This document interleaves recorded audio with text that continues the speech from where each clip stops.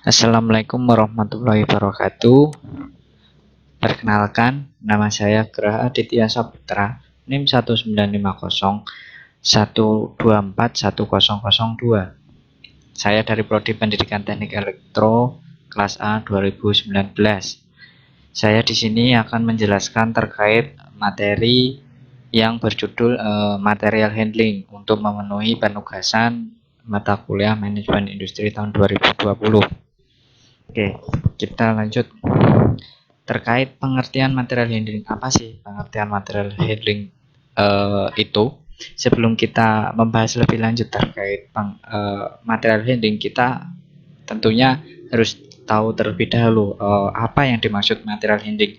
Nah, material handling menurut material handling handbook itu merupakan penanganan material dalam jumlah yang tepat dari material yang sesuai dalam kondisi yang baik pada tempat yang cocok pada waktu yang tepat pada posisi yang benar dalam urutannya sesuai dengan biaya yang murah dan menggunakan metode yang benar. Sedangkan menurut material handling Industry of America diartikan sebagai pergerakan atau movement, penyimpanan atau storage, perlindungan atau protection, pengendalian atau kontrol atas material di seluruh proses manufaktur dan distribusi termasuk dalam penggunaan dan pembuangannya. Jadi dari pengertian beberapa pendapat di atas atau yang setelah saya sebutkan, material handling merupakan sebuah penanganan ataupun sebuah sikap yang dilakukan atas material ataupun bahan, entah itu nanti bagaimana pergerakannya, terus nanti bagaimana jenis bahannya dan lain sebagainya, terus kapan harus dipindahkan dan sebagainya, kayak gitu. Nah, untuk terkait material handling pasti kita mempunyai pertimbangan perancangan sistem material handling. Tentu semuanya itu membutuhkan material handling karena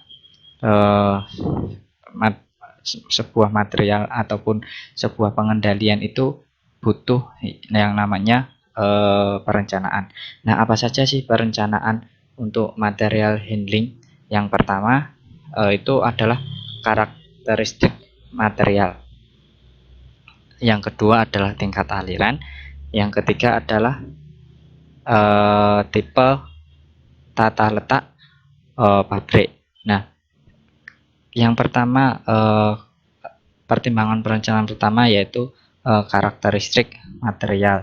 Nah, karakteristik material ini yang perlu dipertimbangkan antara lain seperti sifat fisik, ukuran, berat, kondisi, bentuk, resiko keamanan.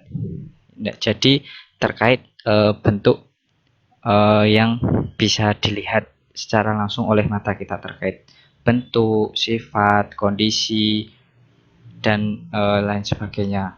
Kayak gitu, apakah sifatnya cair, padat, atau apakah kondisinya bulat, kotak, atau gitu. Terkait bentuk yang bisa kita lihat dengan langsung dengan mata.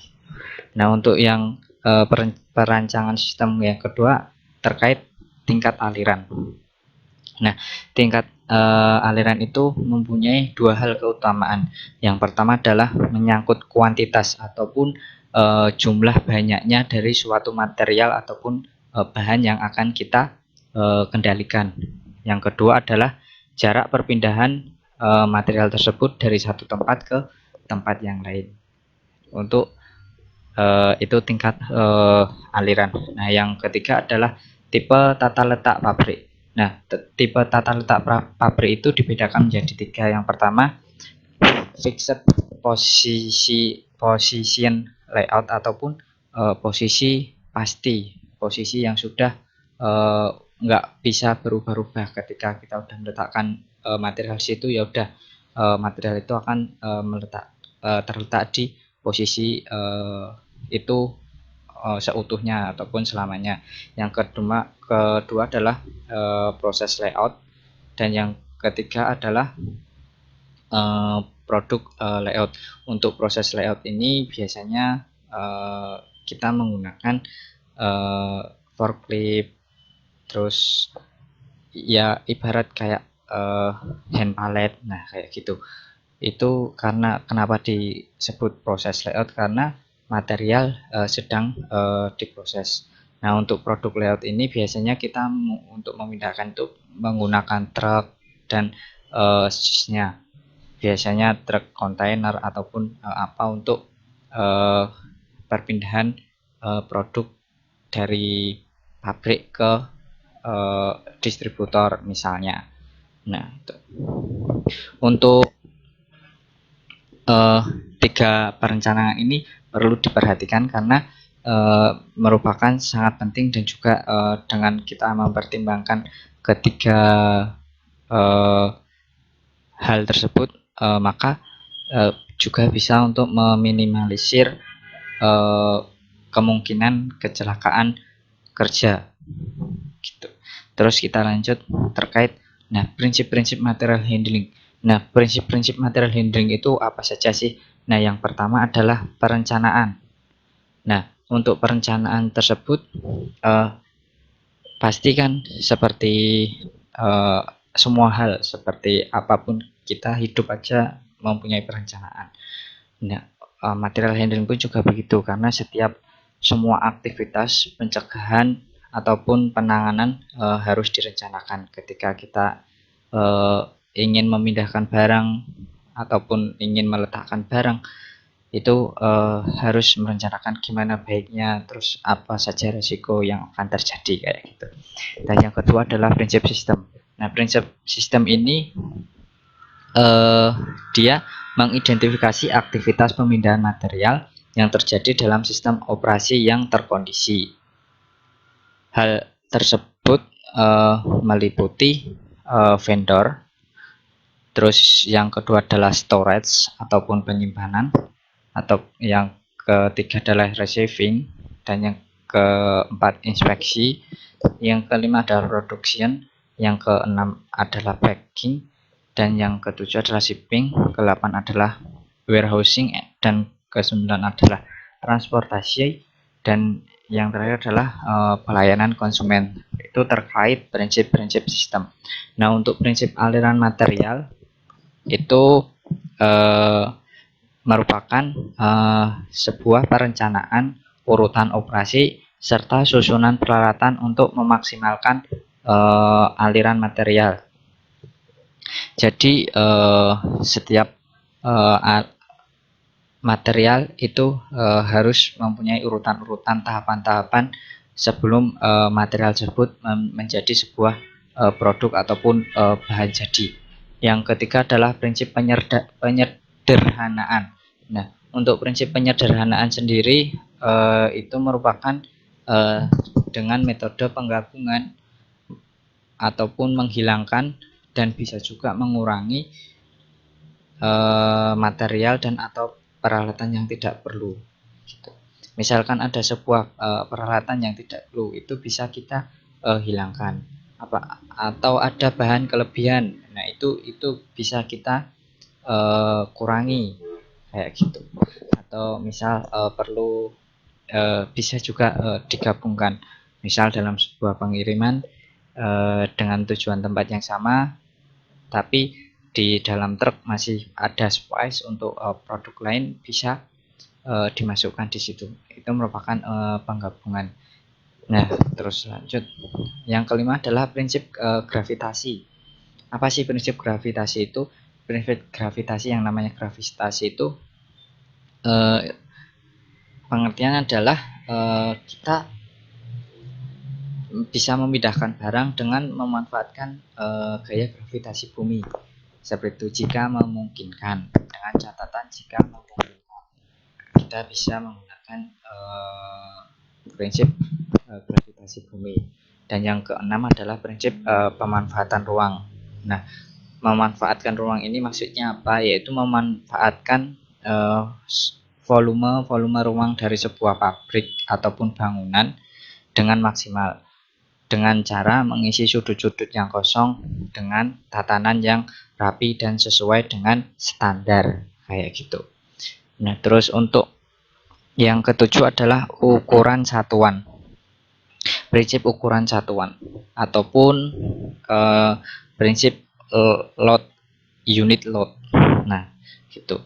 Nah, prinsip ini artinya meningkatkan ukuran, jumlah serta berat yang ditangani. Jadi semuanya itu kita tingkatkan. Itu untuk prinsip satuannya. Nah, yang ke-8 adalah prinsip mekanisasi. Prinsip mekanisasi itu merupakan penggunaan peralatan yang sifatnya mekanis jika memungkinkan untuk mengurangi pemindahan secara manual. Semisal dengan cara forklift, hand pallet. Nah, itu kan dengan mekanisasi ataupun dengan mesin kita memindahkan barang tidak dengan manual ataupun tenaga, tapi kita dengan bantuan mesin, tenaga mesin kayak gitu. Dan yang ke-9 adalah prinsip otomasi. Seperti namanya, otomasi itu kita memanfaatkan komputerisasi ataupun nanti kita bisa memindahkan barang dengan secara otomatis ataupun bantuan robot. Seperti itu. Yang ke-10 adalah prinsip pemilihan peralatan. Nah, untuk pemilihan peralatan sendiri pasti kita juga perlu pemilihan peralatan yang cocok untuk jenis material yang kita miliki. Nah, untuk pemilihan peralatan sendiri itu mempertimbangkan barang ataupun material yang akan kita tangani ataupun kita kendalikan, pemindahan yang akan dilakukan, dan caranya itu bagaimana, cara pemindahan material yang kita lakukan itu bagaimana, seperti itu. Nah, yang ke-11 adalah prinsip standarisasi.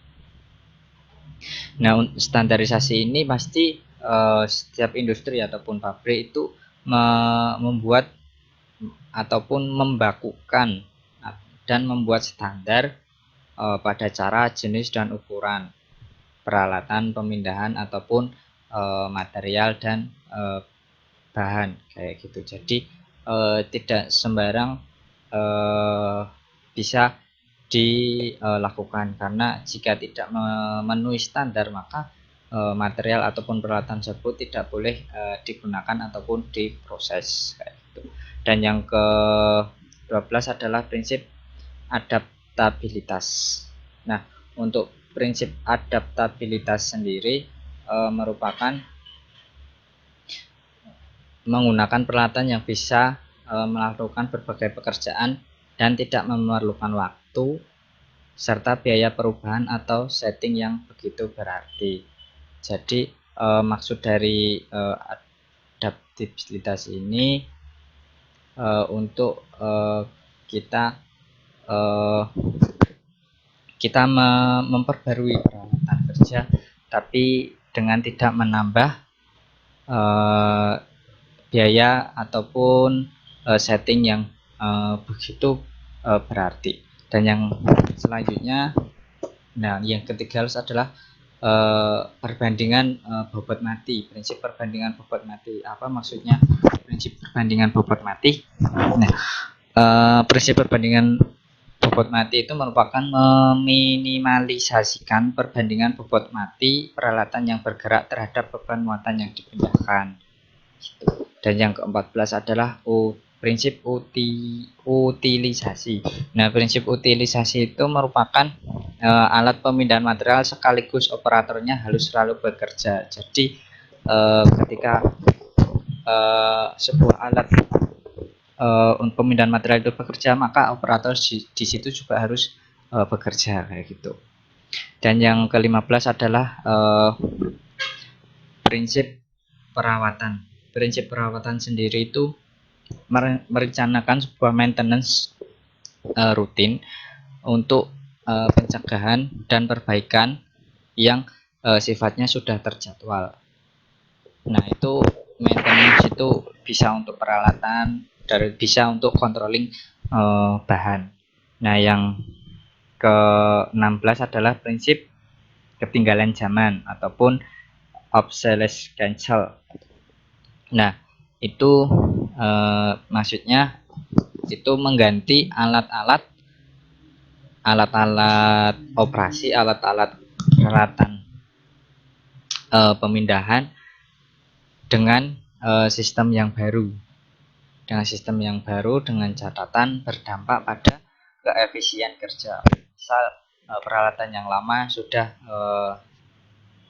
usang dan ada alat baru yang memungkinkan untuk meningkatkan produktivitas ataupun keefisien kerja. Nah, itu merupakan contoh prinsip ketinggalan zaman. Yang selanjutnya adalah yang ke-17, prinsip pengendalian. Nah, yang dimaksud prinsip pengendalian ini kita bicara terkait material ya, pengendalian material. Nah, material itu merupakan suatu yang mengandung biaya dan sistem penanganannya bisa menjadi bagian dari sistem pengendalian inventory. Nah, jadi material itu harus kita kendalikan sedemikian rupa karena material mempunyai biaya dan itu jika tidak ada prinsip pengendalian maka nanti ditakutkan material akan rusak tanpa ada penanganan yang tertentu kayak gitu. Untuk terus yang ke-18 adalah prinsip kapasitas. Nah, prinsip kapasitas ini memanfaatkan peralatan pemindah untuk membantu memenuhi kapasitas produksi penuh. Nah, dengan adanya peralatan-peralatan tersebut kita diharapkan bisa untuk menambah keringanan kita dalam bekerja. Semisal kita kesulitan dalam memindahkan, nah itu kita bisa menggunakan alat kerja untuk mempermudahkan kita dalam bekerja. Itu kapasitas. Untuk yang selanjutnya adalah prinsip performasi. Nah, prinsip performasi ini menentukan efisiensi dalam kinerja pemindahan dalam bentuk biaya tiap produksi penuh. Dan yang terakhir adalah prinsip keselamatan. Nah, prinsip keselamatan itu industri ataupun perusahaan menyediakan metode serta peralatan yang aman sesuai dengan SOP standar-standarnya. Itu bagaimana? Terus lanjut. Nah, untuk faktor-faktor pemilihan peralatan material handling. Nah, apa saja yang perlu kita pikirkan terkait faktor-faktor penanganan material handling? Yang pertama itu adalah penyimpanan.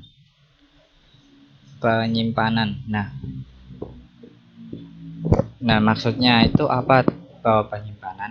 Penyimpanan itu hal yang harus diperhatikan dalam penyimpanan itu adalah seperti area ataupun tempat, volume dari sebuah gedung ataupun bangunan tersebut, bentuknya seperti apa, terus ukuran fasilitas penyimpanan serta jarak antar kolom. Maksudnya pertimbangan jarak antara benda satu dengan benda yang lain, seperti itu. Apakah memungkinkan atau tidak. Dan yang kedua adalah biaya. Nah, biaya sendiri di sini meliputi biaya operasi dan investasi peralatan, tingkat suku bunga, biaya depresi, biaya umur ekonomis peralatan. Nah, jadi kita mempertimbangkan biaya apakah dengan biaya segitu nanti bisa meningkatkan efisiensi kerja atau malah nanti menambah beban industri. Dan yang ketiga adalah perpindahan ataupun gerakan. Nah, yang dimaksud dengan perpindahan meliputi frekuensi, jalurnya seperti apa, lebar gang ataupun kalau di gedung ya lebar pintu, dan mekanisme pemuatan ataupun mekanisme pembongkaran. Semisal kita menggunakan truk itu nanti kita mengangkutnya itu bagaimana, terus nanti misal kita membongkar itu bagaimana, apakah harus dengan forklift atau bisa dengan manual, seperti itu. Dan untuk gang sendiri itu misal jaraknya apakah, kalau sebagai contoh semisal di industri itu apakah gangnya disesuaikan dengan ukuran gerbang kontainer ataupun lebih besar ataupun lebih kecil, seperti itu. Dan yang ketiga adalah maksud saya yang keempat adalah material yang dipindahkan. Nah, material yang dipindahkan itu tadi terkait jenis-jenis material. Jenis apa yang pertimbangkan itu terkait jenis, bahan, volume, bentuk, ukuran material yang akan dipindahkan. Jadi kita sebelum menentukan pemilihan peralatan material handling itu kita harus tahu terlebih dahulu jenis material yang akan kita tangani itu seperti apa. Nah, selanjutnya adalah faktor-faktor lain. Nah, faktor-faktor lain itu ataupun faktor yang tak terduga itu merupakan fleksibilitas melakukan pekerjaan ganda serta pekerjaan atas beberapa produk. Itu untuk faktor-faktor lain ataupun jadi faktor-faktor pemilihan peralatan material handling ini harus kita pikirkan matang-matang agar nantinya sebuah industri ataupun perusahaan tidak salah dalam menentukan sebuah metode ataupun jenis peralatan material handling. Semisal pemilihan truk, apakah nanti perlu truk kontainer ataupun hanya truk box biasa atau seperti apa, itu disesuaikan dengan kondisi dan lainnya saling sangkut pautkan kayak gitu. Nah, terus lanjut terkait tujuan penanganan material. Nah, kenapa material harus di handling ataupun dikendalikan, nah, ataupun di penanganan? Nah, yang pertama sebelum masuk ke itu tujuan penting dalam penanganan itu untuk mengurangi biaya produksi dari produk. Jadi keenam hal yang ada di sini itu titik acuannya itu adalah untuk mengurangi biaya produksi dari produk. Intinya seperti itu. Keenam itu menurut Myers dan Stephen dalam bukunya yang diterbitkan tahun 2005. Nah, dalam buku tersebut juga disebutkan beberapa tujuan penanganan material. Salah satu yang pertama adalah melindungi dan meningkatkan kualitas produk dan mengurangi kerusakan. Nah, seperti itu. Yang kedua adalah meningkatkan keselamatan kerja. Jelas dengan penanganan material atau bahan, otomatis material akan tertata dengan rapi, terletak di sesuai tempatnya. Nah, itu akan meningkatkan keselamatan kerja bagi tenaga kerja. Terus meningkatkan produktivitas karena dengan penanganan material dengan ditata rapi sesuai dengan tempatnya itu secara tidak langsung akan berpengaruh pada psikis tenaga kerja. Oleh karena itu ketika tenaga kerja sudah happy di dalam pekerjaannya, maka produktivitas tenaga kerja pun juga akan meningkat. Yang keempat adalah mendorong peningkatan penggunaan fasilitas. Yang kelima adalah mengurangi berat kosong. Yang keenam adalah pengawasan ataupun kontrol inventory. Nah, itu merupakan 6 tujuan dari penanganan material menurut buku Myers tahun 2005. Nah, kita lanjut untuk kita ke slide biaya penanganan material. Nah, biaya penanganan material itu meliputi apa saja? Yang pertama adalah biaya investasi, biaya operasi, biaya pembelian muatan, biaya pengepakan. Nah, yang dimaksud biaya investasi adalah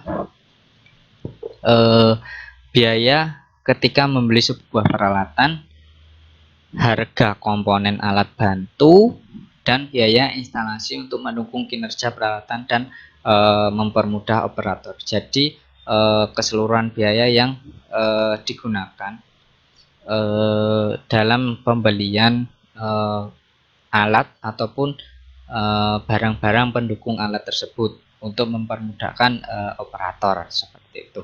Dan yang kedua adalah biaya operasi. Yang dimaksud biaya operasi adalah biaya perawatan dari alat tersebut selama digunakan, biaya bahan bakar jika memerlukan bahan bakar, dan biaya tenaga kerja selaku pengoperasian dari alat tersebut. Seperti itu. Dan yang ketiga adalah biaya pembelian muatan. Nah, biaya ini digunakan untuk misal pembelian seperti palet, karena sebagai contoh kalau kita pengiriman dengan truk itu pasti menggunakan palet ataupun sejenis kotaan untuk agar flip over itu bisa mengangkat barang tersebut seperti itu. Ataupun nanti juga bisa untuk pembelian kontainer, kotakan kontainer seperti itu. Dan yang keempat adalah biaya pengepakan. Nah, biaya ini dikeluarkan apabila terjadi kerusakan ketika dalam proses pengepakan, pengiriman, ataupun pengemasan seperti itu. Itu yang dimaksud biaya pengepakan. Nah, tersebut merupakan empat biaya yang pasti dibutuhkan dalam penanganan sebuah material ataupun barang. Oke, sekian mungkin dari saya terkait penjelasan terkait material handling. Nah, sedikit kesimpulan terkait material handling.